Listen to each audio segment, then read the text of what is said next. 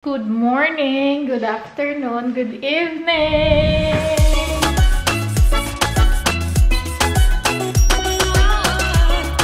Today is Sunday at tingnan nyo. Nakakain ng samyang naglinis ng kusina. Hi, Inyatsi! Hi. Ang agang-agang ginawa niya yung kanyang trabaho dito sa bahay. Nag-iisang trabaho niya sa bahay is itong dishwasher. Good job. Heavy work. Heavy work. Yan lang yung pinapagawa ko sa kanya. Ang dami kong gagawin today dahil kailangan ko magluto ng sandamakmak para kay Nico. Mag-e-empake pa ako. Late na ako nagising dahil 3 AM na ako nakatulog. Nakakain na pala si Nico. Meron siyang samyang at saka tofu. Eh, hindi niya naubos. Busog na daw siya, so ako ang mag-uubos nito. Hindi pa ako nagugutom eh. Ne. Gusto niya ipatikim sa akin tong tofu. Eh, ayoko naman kumain nito. Ne. Probier live. Ne. Doch. Ne. Probier bitte. Ich weiß halt, wie der Tofu schmeckt.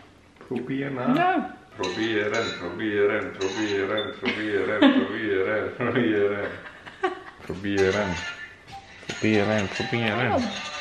Probieren, probieren, probieren. Probier halt. Das ist echt ein sturer Esel. Ikaw ang samyang. Samyang ang carbonara flavor. Mag-start na akong magluto. Ay, anong oras na? 12:57 na. Kailangan ko kasing lutuin lahat ng mga gulay. Palabas ko lahat ng aking mga gulay. Para makita ko kung anong gulay meron kami. And then, magawan ko siya ng paraan. Ano bang bagay sa ginataan? Ang bet ko kasi pag ginataan talaga pritong isda yung pares eh. Pero wala akong isda at hindi din nakain si Nico ng isda. Sige, chicken na lang siguro. Chicken fillet na lang. Ang aking ginataan would be this one. Okra. I-separate ko lang siya. Kalabasa. Ang cute ng kalabasa. Uy. Pero feeling ko hindi ko ito mauubos. Kasi madami ito eh. Ito naman at saka itong baka is beef broccoli. I think lagyan ko din siya ng bell pepper. Kailangan natin siyang i-organize. Ito namang Chinese petchay. Pwede ko din itong ilagay sa ginataan. Meron ako ditong mushroom. Hindi ko alam saan ko ito ilalagay. Dito na lang. Hindi ito siya beef broccoli. Hindi ko alam kung paano ko lutuin itong fried tofu. At itong aking sinigang, ipo-portion ko lang to siya para malagay ko siya sa freezer. Ang sarap ng kumain. Hindi pa nga pala ako kumain, no? Magpo-portion lang ako nito, then ilagay ko siya sa freezer. Mag-separate din ako ng kain ko ngayon. Si Nico tapos nang kumain eh. Nandun siya sa kanyang computer. Sana magkasya tong aking mga baunan. Ako lang kasi nakain ito. Ayaw ni Nico sa sinigang. Aslum daw. May sinigang bang hindi maasim? I think kailangan ko na naman bumili ng pang-freezer na baunan. Ito kasi na baunan for freezer talaga siya. Isa-isahin natin to para balance ba?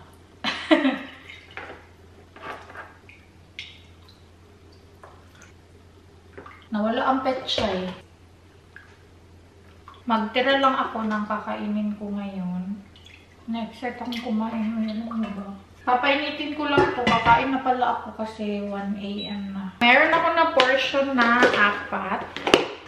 Hindi ko na kailangan magluto araw-araw. Ang sarap kasi magsabaw lalo na ngayon na taglamig na.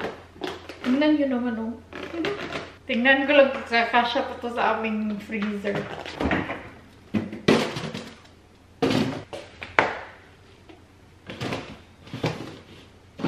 Yan.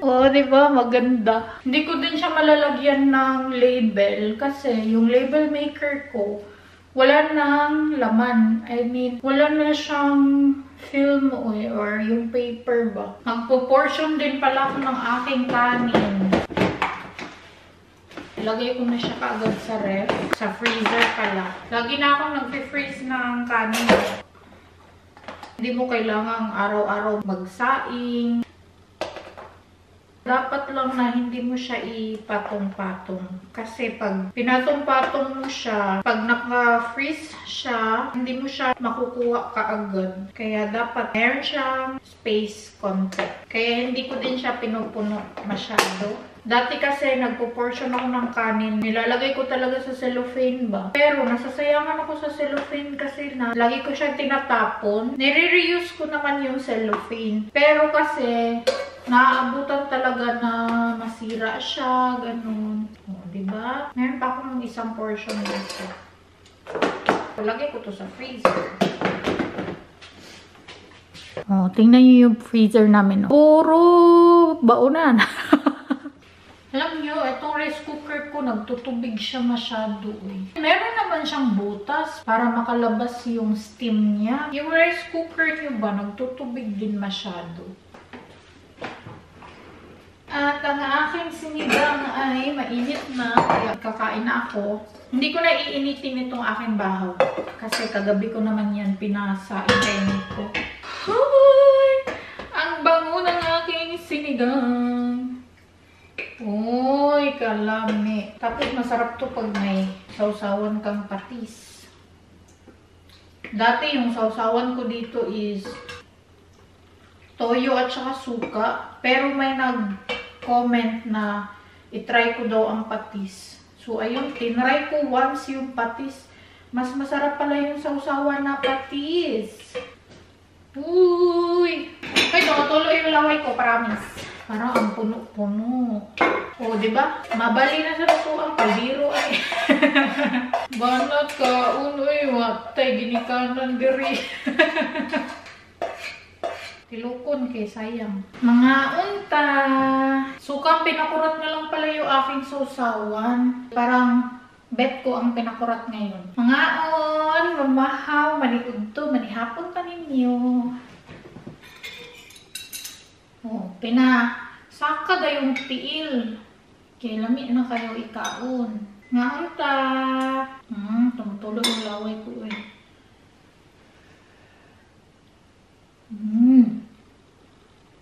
Ang sarap.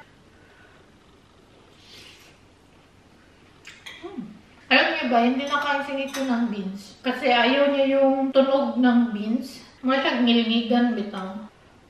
Sa inyo. Habang kumakain na lang ako ng vlog. Sarap.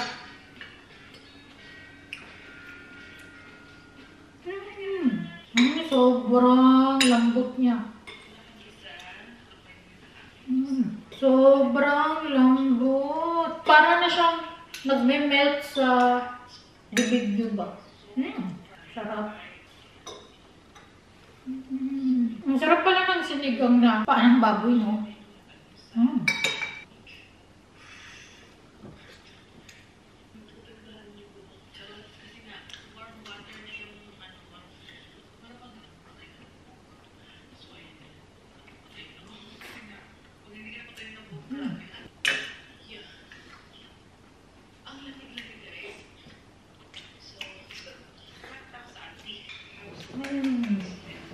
Sarap.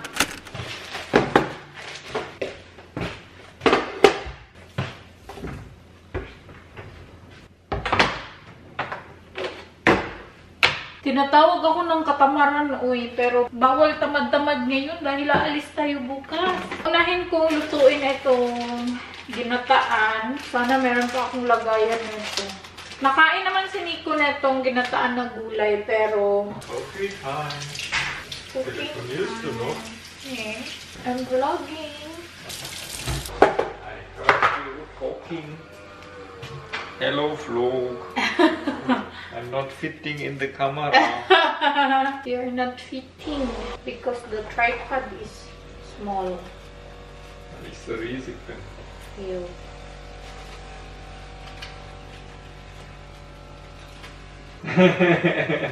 Oh, dein neues Lieblingsbrett. ein Schneidbrett und hier ist ein Waschbrett.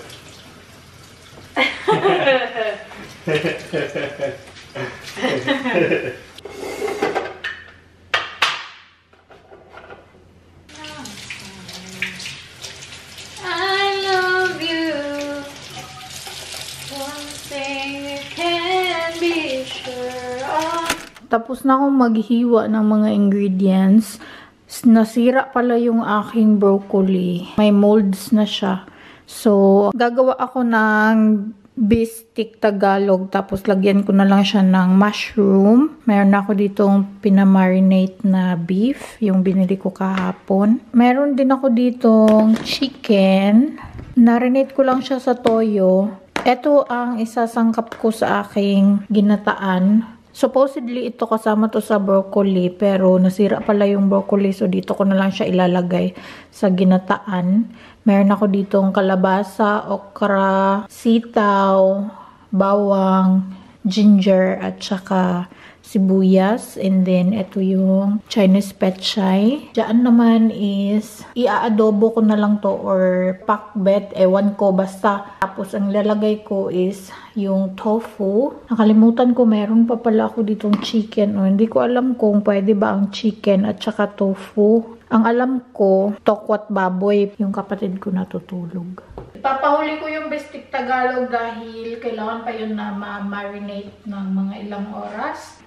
Mag-start na ako magluto. Uunahin ko itong ginataan. Kailangan ko pang mag-impake. Uy. Maglagay lang ako ng oil. Parang feeling ko kukulangin yung aking gata. Pagpasensyaan nyo na sobrang dumi pa ng aming kalan. Kakaluto lang ni Nico ng gyoza. Kimchi gyoza yung aming kinain. Sobrang sarap niya. Mas bet ko yung lasa niya compared sa vegetables na Korean barbecue. Mas masarap siya.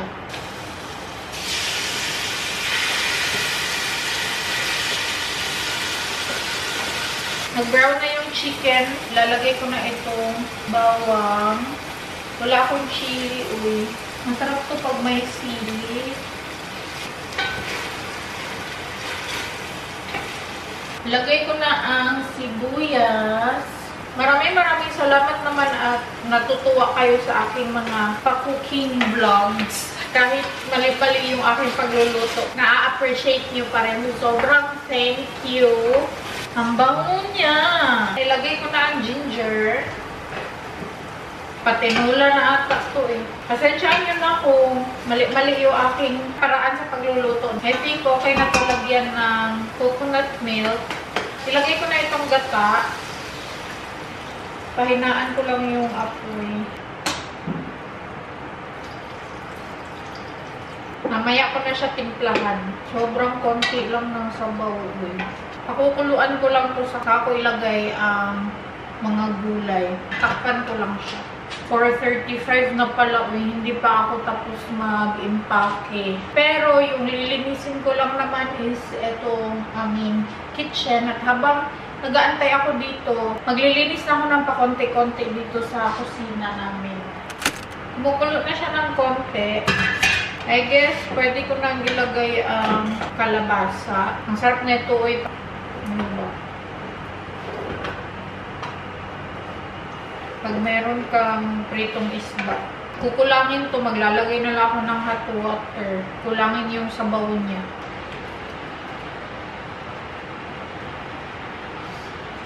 Ang bango. Ang bango talaga oy pag ginataan. Tatakpan ko to siya. Tapos ilipat ko siya dito para makagawa na ako ng adobo.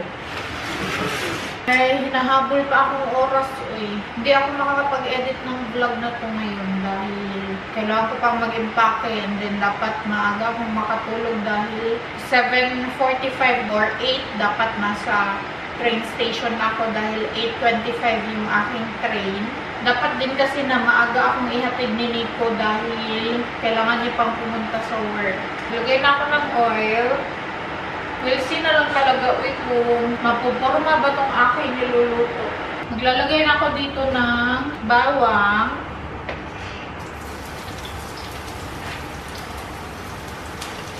sibuyas,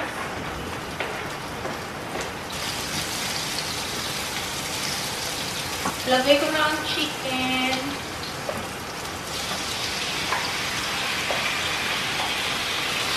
Dipsy, kainin niya, oy. Ito, lalagyan ko na ng tubig. Pero konting-konti lang. Nilabas ko pala itong aking bagoong. Baka kasi bet ko maglagay ng bagoong. Pinakbet ko siya na ewan. Kung ano na lang ang kinalabasan nito, yun na yun. Magiging pinakbet siguro ko. Hala, nakalimutan ko na kung ano yung mga gagawin ko. Pagpasensyaan nyo na. Parang imagination ko na lang talaga itong gagawin ko. Maglagay ako ng bagoong.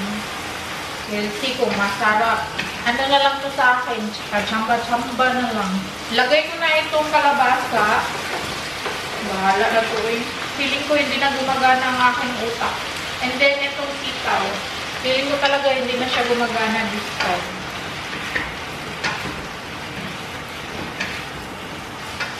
Lagyan ko lang ito ng konting tubig. Para lang lumambot ang vegetables. Pero ambot na lang. I think, kukuha din ako ng konti dito. Lagay ko siya dito. Tama na siguro yan. Kumukulo na to. Tingnan natin. Ooh! Tikman ko muna to kung ano ang lasa niya. Saka ko ilagay ang iba kong gulay.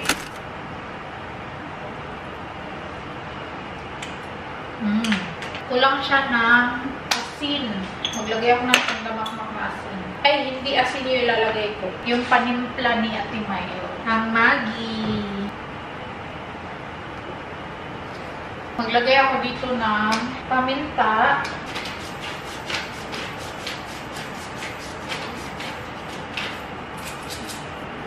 Gabalin-balhin, no eh. Hindi ko na alam kung anong luto to. Kayo na mag-adjust. Tikman ko yung lasa nito. Kung okay na ba.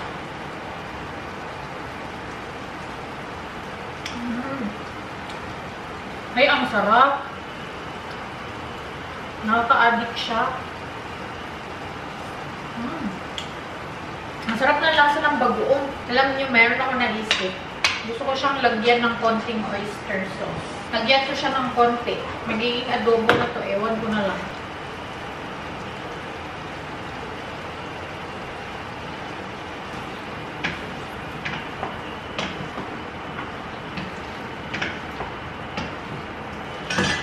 Ito naman, ilagay ko na ang okra at ang pepper.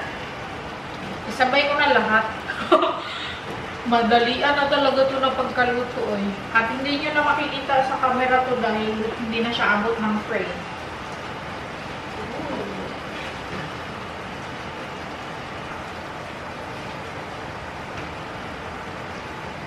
Tikman ko nga ito, be.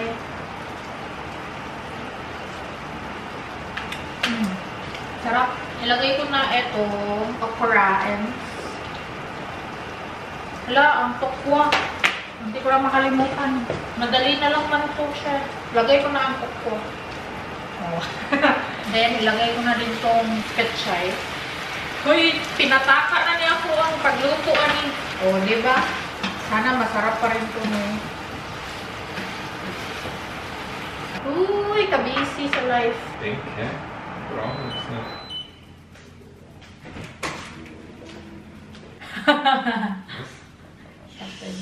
Sa live again. Ja, så live va?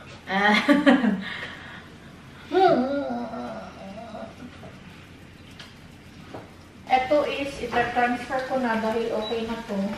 Ito din.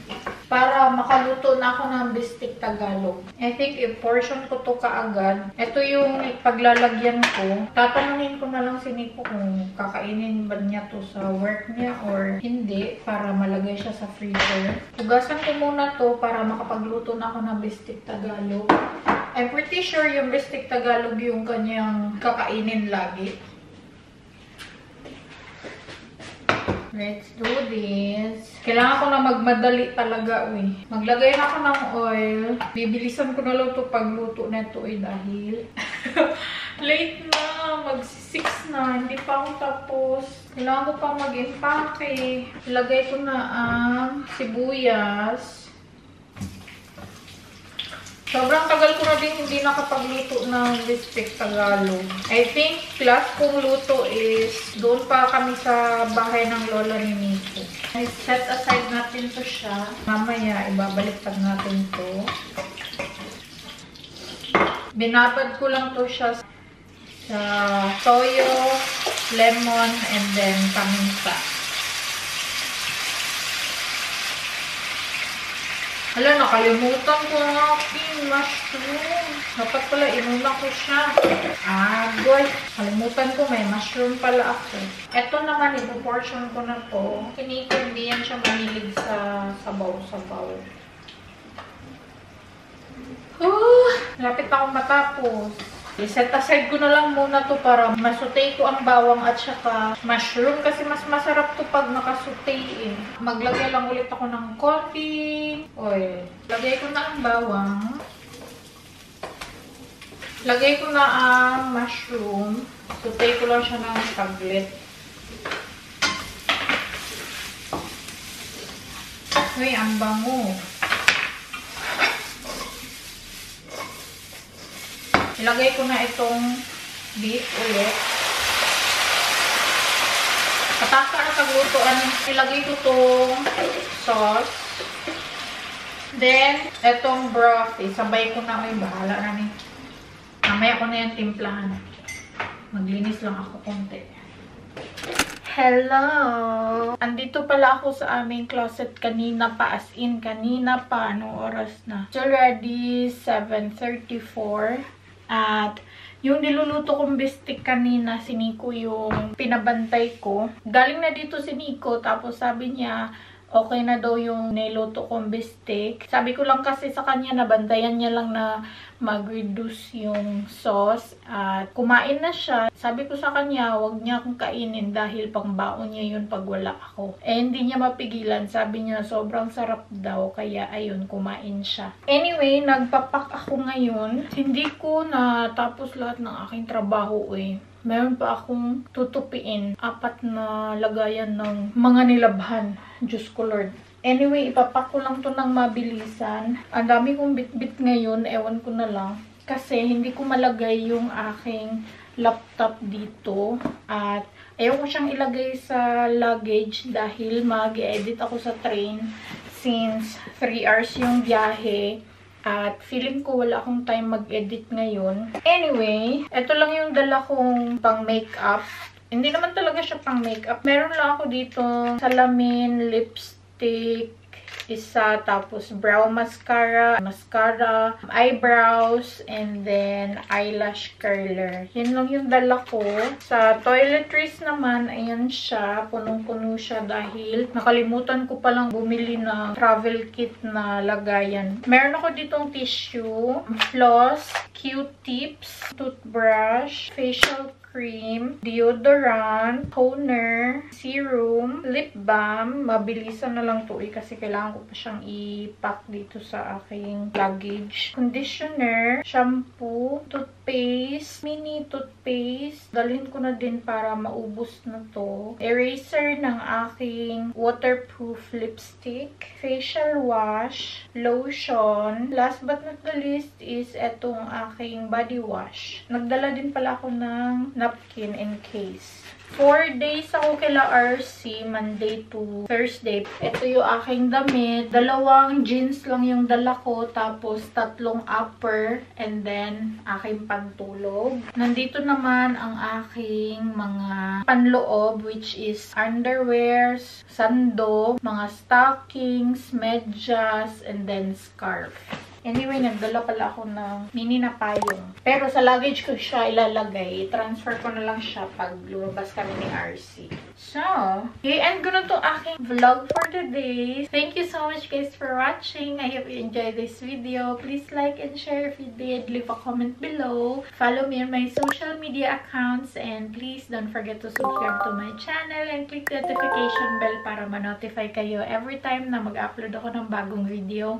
And I will see you guys on my next one. Vielen Dank. Tschüss. Gute Nacht. Ambi.